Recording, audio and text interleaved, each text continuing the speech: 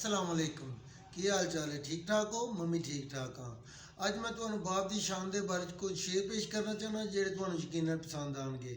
अगर पसंद आए लाइक करो, कमेंट करो, सब्सक्राइब करो।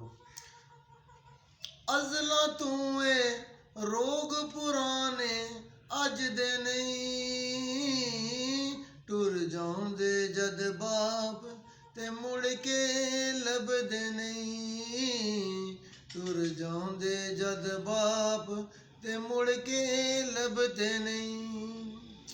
सब तू उचियां संगतां यारो बाप दियां, जान दे सदके बनदियां किस्मतां आप दियां।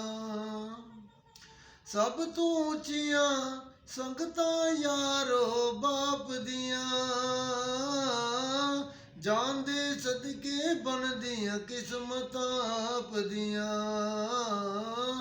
बाबला वर्गे प्यार दलासे लभदे नहीं, टुर जाऊंदे जद बाप ते मुड़ के लभदे नहीं, टुर जाऊंदे जद बाप ते मुड़ के लभदे नहीं।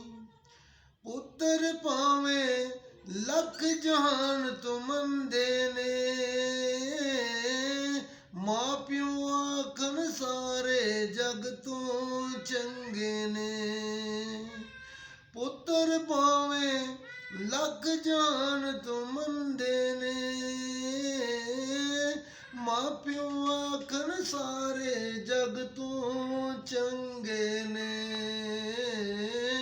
पुत्रा खातिर गैर दे पीछे लगदे नहीं, टुर जांदे जद बाप ते मुड़ के लभदे नहीं, टुर जांदे जद बाप ते मुड़ के लभदे नहीं। बाप मरे ते सारे हौसले डे जांदे, पुत्तर दियां विच मुसीबतां पै जांदे। बाप मरे ते सारे हौसले डे जांदे, पुत्तर दियां विच मुसीबतां